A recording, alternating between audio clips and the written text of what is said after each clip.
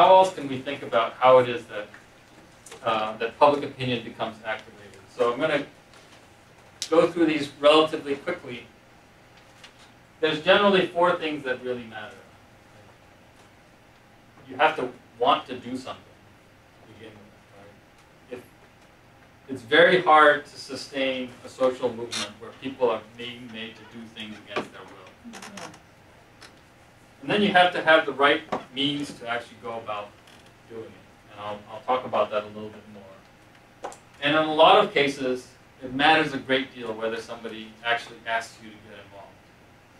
And then finally, there are a lot of differences in context. Some contexts really allow for the possibility of social movements, and a lot of contexts don't.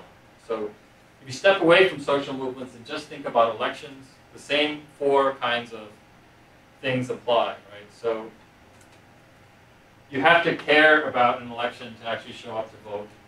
You have to have the means, so you have to actually know where your polling precinct is if you're going to show up to vote physically. If you're going to contribute to a candidate, you actually have to have money to do that. That's a kind of means. You have to be able to know how to vote if your ballot looks something like this, right? So these are important means.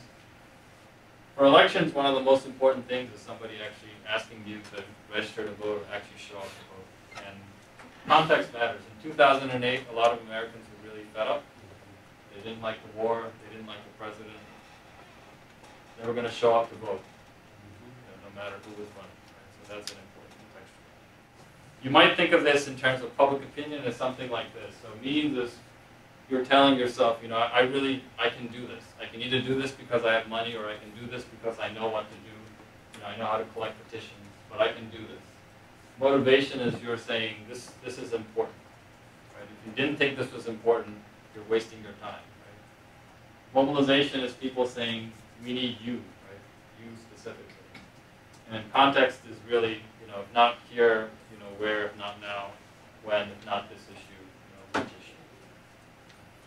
And one way of thinking about it is well captured here. So Schatzsnyder, another famous American political scientist, said, every fight has these 2 elements. There's always a few people in the boxing ring right at the center. And then there are all the spectators. And the spectators are an integral part of the situation because more likely than not, the spectators are going to determine the outcome of the fight. And the ability of pulling audiences in and turning them into participants is the basic pattern of all politics. Or another way of putting it is through this idea of latent public opinion. A lot of times, it seems like people don't know anything and don't care about anything, but you can actually change that. You can get them to care about things, and you can get them to do things. And it's that kind of latent opinion which is the only kind that really generates any anxiety.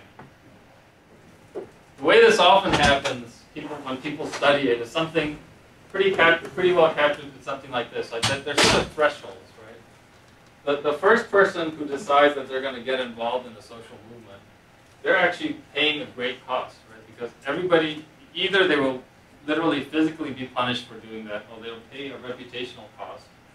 With everybody saying, look at that idiot. He's going out there, protesting on Wall Street, and nobody cares, and there's no chance that this is going to succeed.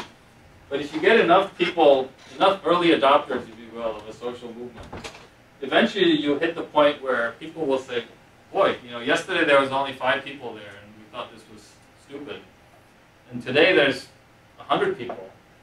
Maybe tomorrow I'll show up as well, and then tomorrow there might be 500 people. And eventually you get to a point where there are a lot of benefits in terms of people's sense that you could actually make a difference. So these kinds of thresholds or tipping points are always really important in terms of how you get from having a dynamic where it's mainly spectators to having a dynamic where there's actually a lot of participants.